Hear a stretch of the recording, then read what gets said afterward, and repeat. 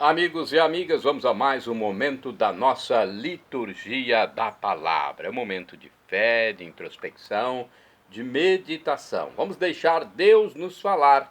Deus sempre quer nos falar, mas respeita nosso livre-arbítrio. Você já abriu seu coração para Deus? Não fique fechado para a palavra de Deus, porque senão você perderá a vida eterna. E esse é o nosso intento. É a nossa corrida aqui na Terra para alcançar a pátria celestial. Creia em Deus, Jesus Cristo.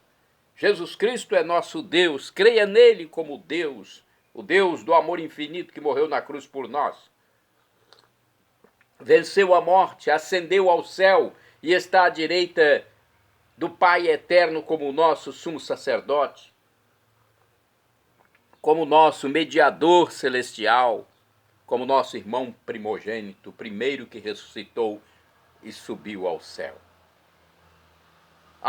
@Paulo Roberto Maciel, Maciel7919 é um dos meus endereços para você chegar ao YouTube, Facebook, blog e Instagram. Liturgia referente ao dia 11 de setembro de 2024, quarta-feira, na 23ª semana do Tempo Comum, no ano B. A cor dos paramentos litúrgicos é verde, conforme eu estou simbolizando aqui. No rito da celebração temos a missa à escolha.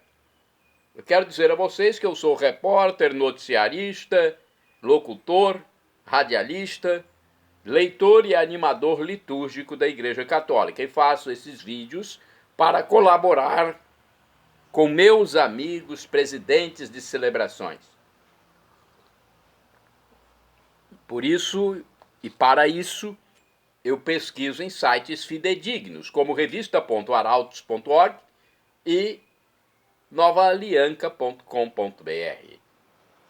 Antífona da entrada de quarta-feira, dia 11 de setembro de 2024. Vós sois justo na verdade, ó Senhor, e os vossos juramentos são corretos. Conforme o vosso amor, Senhor, tratai-me. São trechos do Salmo 118, oração da coleta. Rezemos, coloque suas intenções. Ó Deus, Pai de bondade, que nos redimistes e adotastes como filhos, concedei aos que creem no Cristo a verdadeira liberdade e a herança eterna. Por nosso Senhor Jesus Cristo, vosso Filho, que é Deus e convosco, vive e reina na unidade do Espírito Santo por todos os séculos dos séculos. Amém. Primeira leitura da primeira epístola de São Paulo aos Coríntios, capítulo 7, versículos do 25 ao 31. Irmãos, a respeito das pessoas solteiras, não tenho nenhum mandamento do Senhor. Mas como alguém que, por misericórdia de Deus, merece confiança, dou uma opinião. Penso que, em razão das angústias presentes, é vantajoso não se casar. É bom cada qual estar assim. Estás ligado a uma mulher? Não procures desligar-te. Não estás ligado a nenhuma mulher? Não procures ligar-te. Se, porém, casares, não pecas. E se a virgem se casar, não peca. Mas as pessoas casadas terão as tribulações da vida matrimonial, e eu gostaria de poupar-vos disso. Eu digo, irmãos, o tempo está abreviado, então, que doravante os que têm mulher vivam como se não tivessem mulher, e os que choram como se não chorassem, e os que estão alegres como se não estivessem alegres, e os que fazem compras como se não possuíssem coisa alguma, e os que usam do mundo como se dele não estivessem gozando, pois a figura deste mundo passa. Palavra do Senhor, graças a Deus. Salmo responsorial, agora o Salmo 44 na Bíblia Vulgata e 45 na Bíblia de Jerusalém. Versículos do 11 ao 12, 14 ao 15, 16 ao 17, o refrão 11a. Escutai, minha filha, olhai e ouvi isto. Escutai, minha filha, olhai e ouvi isto. Vamos lá? Escutai, minha filha, olhai e ouvi isto. Esquecei vosso povo e a casa paternal, que o rei se encante com vossa beleza. Prestai-lhe homenagem, é vosso senhor. Escutai, minha filha, olhai e ouvi isso. Majestosa a princesa real vem chegando, vestida de ricos brocados de ouro, em vestes vistosas ao rei se dirige, e as virgens amigas lhe formam cortejo. Escutai, minha filha, olhai e ouvi isto. Entre cantos de festa e com grande alegria ingressam então no palácio real. Deixareis vossos pais, mas tereis muitos filhos. Fareis deles soberanos da terra. Escutai, minha filha, olhai, ouvi isto. Repitamos: escutai, minha filha, olhai, ouvi isto. Agora vamos aclamar o Santo Evangelho e depois proclamá-lo. A aclamação é com Lucas, capítulo 6, versículo 36. E a proclamação, a leitura do Evangelho, é com Lucas, capítulo 6, versículos do 20 ao 26. Aleluia, aleluia, aleluia, aleluia, aleluia, aleluia, aleluia, aleluia, aleluia, aleluia, aleluia. Meus discípulos, alegrai-vos, exultai de alegria, pois bem grande é a recompensa que nos céus tereis um dia. Aleluia, aleluia, aleluia, aleluia, aleluia, aleluia, aleluia, aleluia, aleluia, aleluia, aleluia. O Senhor esteja convosco. Ele está no meio de nós. Proclamação do Evangelho de Jesus Cristo segundo São Lucas. Glória a vós, Senhor. Pelo sinal da Santa Cruz, livra-nos Deus, nosso Senhor, dos nossos inimigos. Naquele tempo, Jesus, levantando os olhos para os seus discípulos, disse: Bem-aventurados vós, os pobres, porque vosso é o reino de Deus. Bem-aventurados vós, que agora tendes fome, porque sereis saciados. Bem-aventurados vós que agora chorais, porque havereis de rir. Bem-aventurados sereis quando os homens vos odiarem, vos expulsarem, vos insultarem e amaldiçoarem o vosso nome por causa do Filho do Homem. Alegrai-vos nesse dia e exultai, pois será grande a vossa recompensa no céu, porque era assim que os antepassados deles tratavam os profetas. Mas ai de vós, ricos, porque já tendes vossa consolação. Ai de vós que agora tendes fartura, porque passareis fome. Ai de vós que agora rides, porque tereis luto e lágrimas. Ai de vós quando todos vos elogiam. Era assim que os antepassados deles tratavam os falsos profetas. Palavra da salvação, glória a vós, Senhor. Vamos à reflexão. Primeira reflexão que eu passo para vocês é do livro O Pão Nosso de Cada Dia. Nesse texto, Lucas 6, versículos do 20 ao 26. Olha, a versão lucana das bem-aventuranças é o texto que nós tivemos hoje.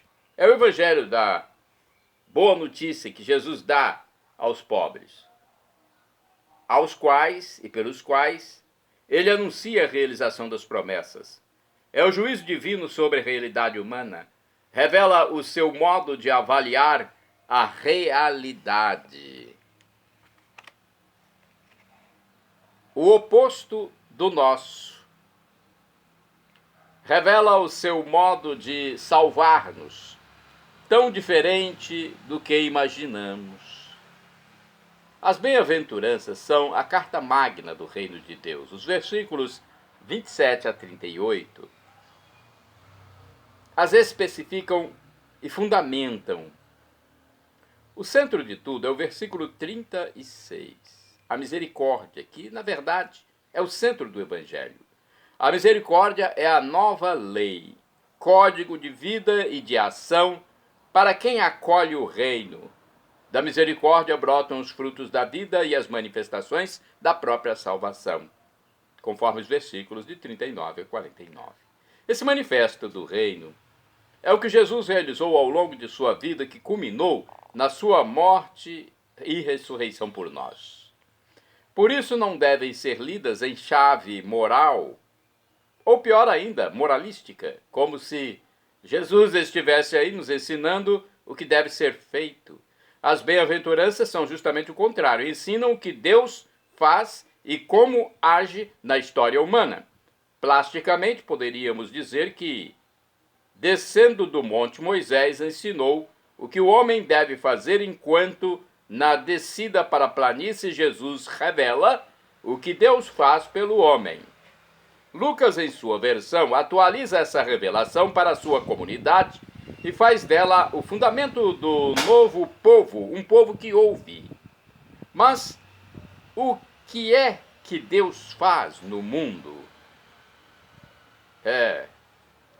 O que é que Deus faz no mundo? É importante conhecer a intervenção de Deus no mundo para poder ouvi-lo, acolhê-lo e dar frutos. O manifesto de Jesus quer mostrar-nos o rosto que Deus revela em Cristo, para que deixemos transparecer no nosso a glória do Filho obediente do Pai. A chave de leitura do discurso da planície é cristológico e teológico, ou seja, fala de Cristo e de Deus em Cristo. A vida e a atuação de Jesus manifesta o rosto de Deus, que ninguém jamais viu, conforme João, capítulo 1, versículo 18. No mistério de abaixamento e de elevação de Jesus, vemos como Deus doa o reino, mais concretamente, na sua paixão, pequeno e pobre Jesus, odiado, marginalizado, rejeitado e difamado, se solidariza com os pobres e se identifica com eles. Lucas 4, versículo 2, 9, versículo 58. Na sua ressurreição, realiza em primeira pessoa a bem-aventurança, identificando consigo todos os pequenos e pobres, saciando-os no banquete messiânico e no sorriso da vitória. Só os discípulos podem compreender o manifesto ou programa de Jesus na versão de Lucas.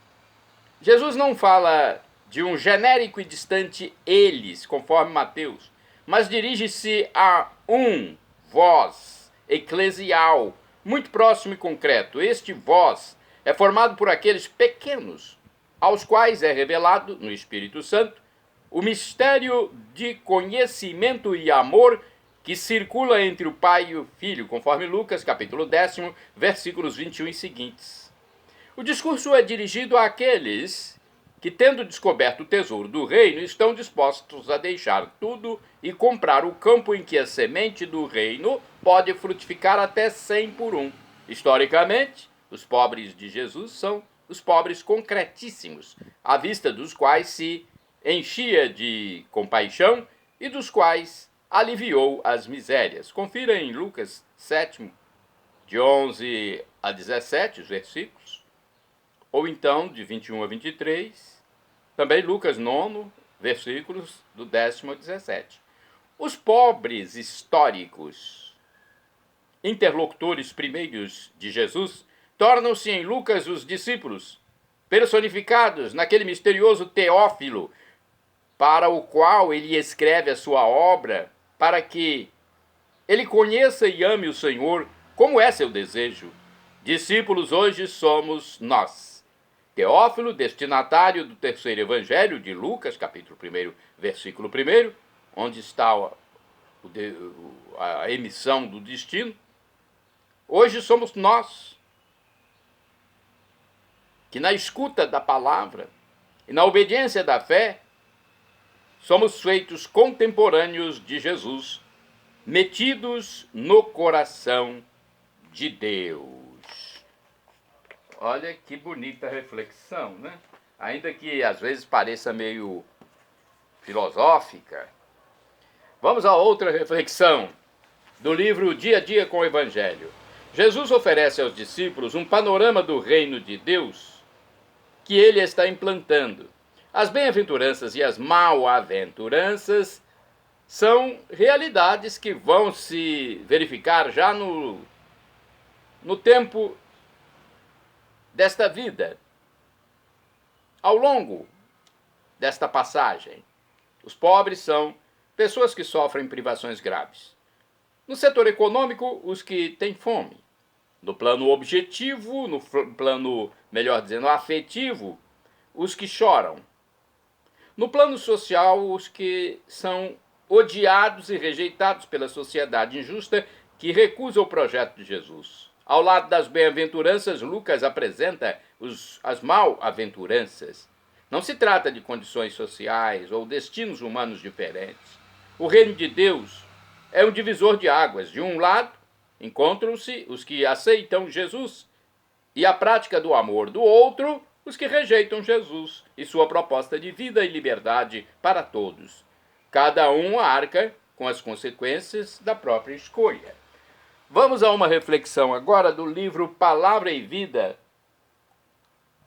2013. Aqui diz o seguinte: poderíamos pensar que cada um conduz seu próprio destino, mas não é de todo verdade. Muitos ricos não escolheram ser ricos, simplesmente nasceram em uma família que já era rica. A outros tocou uma vida sem dores, nem doenças. Que culpa têm eles? Nenhuma, certamente. Mas não creio que Jesus diga que são culpados por terem nascido ricos ou por não terem problemas. O mal está em fechar-se em seu mundo e não querer saber nada das dores e penúrias de seus irmãos, porque só os que dividem, só esses encontram a vida. Os que se fecham em si mesmos, esses já estão mortos. Agora a reflexão de Antônio Carlos Santini, que costuma ser mais aprofundada e mais apropriada para o público em geral, público católico. Felizes vós é o título da liturgia comentada de Santini, Antônio Carlos Santini, liderança da comunidade católica Nova Aliança. Comentário esse que ele faz baseado em Lucas 6, versículos do 20 ao 26. Em 7 versículos, 4 bem-aventuranças e 4 ais. Em 7 versículos, 4 bem-aventuranças e 4 ais. 2 pratos da balança. No primeiro, aventura. No segundo, desventura. Em suma, uma receita de felicidade. Qual será o fiel da balança? Uma pesquisa de opinião poderia inquirir a respeito da felicidade. Como chegar a ela? Viriam variadas respostas: dinheiro, saúde, casa nova, bom salário, bom casamento. Curiosamente, tudo isto, coisas que perdemos com o tempo, não é a verdadeira felicidade. O dinheiro é roubado, a saúde fenece, a casa trinca, a demissão interrompe o salário, os casamentos terminam em divórcio, muitos deles. Efêmeras felicidades, então. Ao falar em felicidade, de fato, se está falando sobre a bem-aventurança. Jesus toca em um ponto sensível de nossa existência. quando trata dos bem-aventurados. Um verdadeiro nervo exposto. Logo, nos inclinamos a imaginar uma felicidade concreta, palpável e de preferência para já. No entanto, a diferença entre felicidade e bem-aventurança não é apenas questão de semântica. Um abismo as separa. O monge beneditino François Trevede comenta: a felicidade, a pequena felicidade, não sabe crescer, enquanto a beatitude, cujo outro nome é alegria, é imensa por natureza. Somente ela tem a nossa medida, pois está na medida de Deus. É uma forma de dizer que não seremos realmente felizes com felicidadezinhas. Nossa sede vai muito além. Não se trata de desprezar as pequenas felicidades, como o vinho de Caná, ou os pães e peixes multiplicados e logo partilhados conosco. O Mestre Jesus estabelece uma tensão dialética entre os 4 ais e os 4 vivas. Melhor ainda, entre um agora e um futuro. Mesmo sem elevar muito o olhar, vemos que o político corrupto age em função de um agora e compromete seu futuro, mas se olharmos mais alto em termos de eternidade, o contraste se torna chocante. Alguns escolhem: vamos comer e beber, pois amanhã morreremos. Isso está em Isaías 22, capítulo 22, versículo 13. São Paulo contrapõe: se é somente para esta vida que depositamos nossa esperança em Cristo, somos os mais infelizes de todos os homens. Primeira Epístola de São Paulo aos Coríntios, capítulo 15, versículo 19. E aqui se manifesta o nosso futuro cristão. Nosso futuro é Cristo. François Trevede vai adiante e diz: Cristo é o nosso futuro próximo a tal ponto próximo que ele já é nosso presente. Saibamos permanecer em nossa fome. Ela é boa e nos faz bem, desde que esperemos somente de Cristo que ela seja saciada. Ter fome de Cristo, irmãos e irmãs, apresentar-lhe nossa pobreza e nossas lágrimas, ser perseguido por causa dele, eis 4 ingredientes essenciais da bem-aventurança. Orai sem cessar, irmãos e irmãs, feliz do homem que põe no Senhor sua esperança. Salmo 40, versículo 4. Vamos agora aos santos do dia. Os santos seguiram o exemplo de Jesus, por isso devem ser estudados, suas biografias devem ser divulgadas, para que nós saibamos como os canonizados sofreram pela Igreja, por Cristo Jesus, e nós podemos segui-los. Santos do dia 11 de setembro, São Proto e São Jacinto, mártires do século III. Santo do dia 11 de setembro, São Pafúncio, bispo e confessor do século IV, sobreviveu às torturas durante as perseguições de Galério Máximo e no Concílio de Nicéia defendeu heroicamente a divindade de nosso Senhor Jesus Cristo contra a heresia ariana.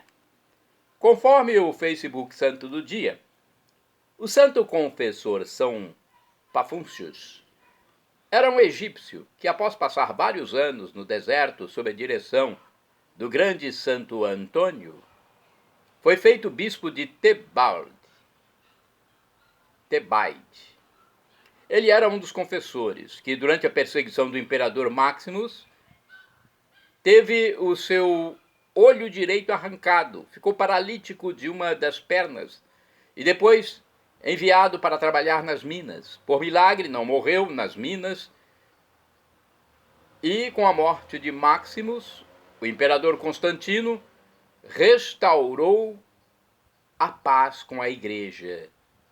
Isso entre 313 e 337. A paz com a igreja e Pafúncio. Pafúncio, então, retornou ao seu rebanho, passando o resto de sua vida com as marcas gloriosas do seu sofrimento em nome de Cristo Jesus, do Mestre crucificado. Ele era um dos mais zelosos em defender a fé católica contra a heresia ariana e muito conhecido pela sua santidade, como um dos que havia assumido sua fé sem renegá-la, diante de seus perseguidores e as mais terríveis torturas.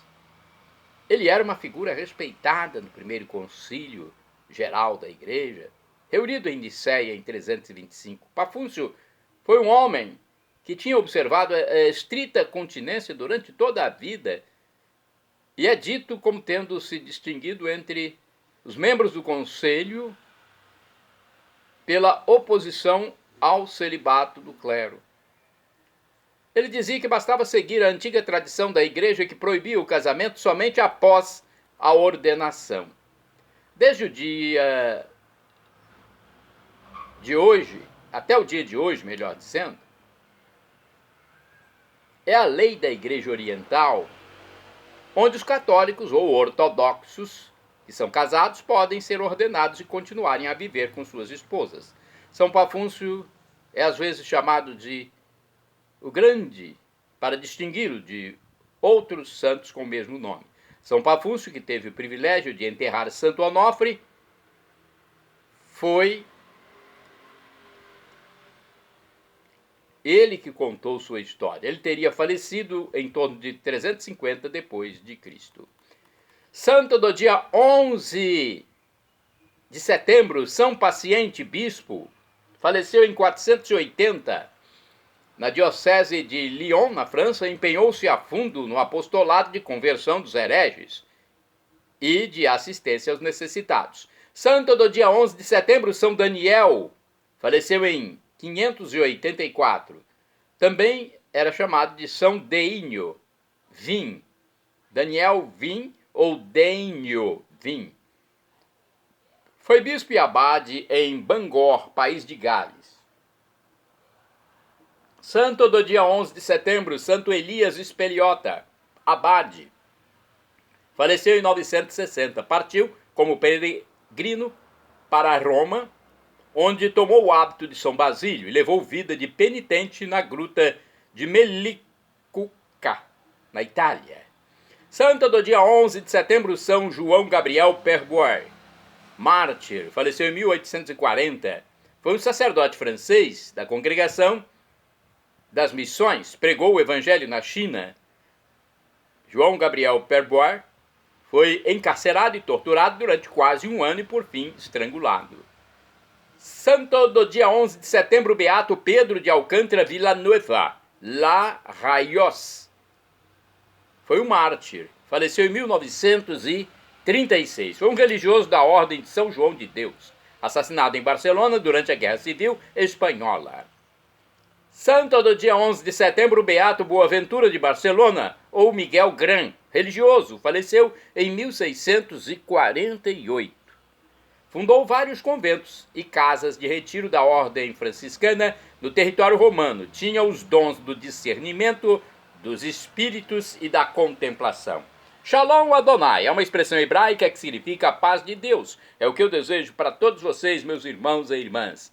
El Shaddai, também do hebraico, significa Deus onipotente, Deus todo-poderoso. Ele proverá aquilo que você deseja, se for para o seu bem.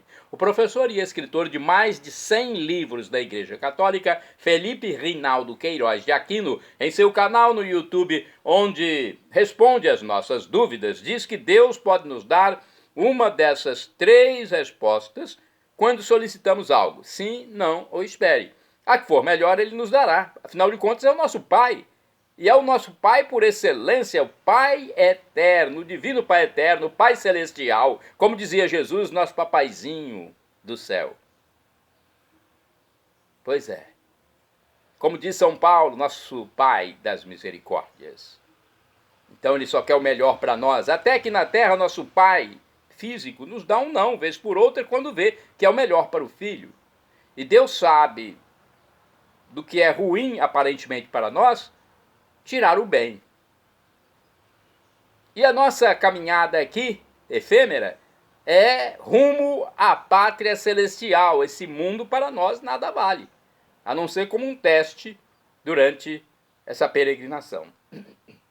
E agora eu clamo do aramaico, dialeto de Jesus, Maranatá. Maranatá, pronúncia católica. Ou Maranata, como dizem nossos irmãos separados, os evangélicos ou protestantes. Não importa, a pronúncia, o significado é o mesmo. Vinde, Senhor Jesus. Um dia ele vai voltar e será o juízo final. Quem for salvo terá corpo glorificado, semelhante ao de Jesus ressuscitado e também dos anjos de Deus. Então creia em Jesus como Deus, esse Deus do amor infinito que humanou-se por nós, encarnou-se, enfrentou a cruz, foi servo, escravo por nós.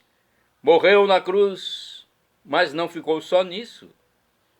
Ressuscitou, ou seja, venceu a morte, foi o primeiro a vencer a morte e ascender ao céu, onde está à direita do Divino Pai Eterno como nosso sumo sacerdote eterno, nosso intermediador, nosso irmão primogênito. Creia em Jesus como Deus, seja batizado e arrependa-se dos seus pecados. Perdão, Senhor, pelos meus pecados passados, presentes, futuros, físicos, espirituais, pecados do pensamento, palavras, atos, omissões, e me dê a vida eterna. Meu Jesus, eu quero a vida eterna convosco. Acesse Paulo Roberto Maciel. Maciel, vá ao Facebook, YouTube, blog, Instagram.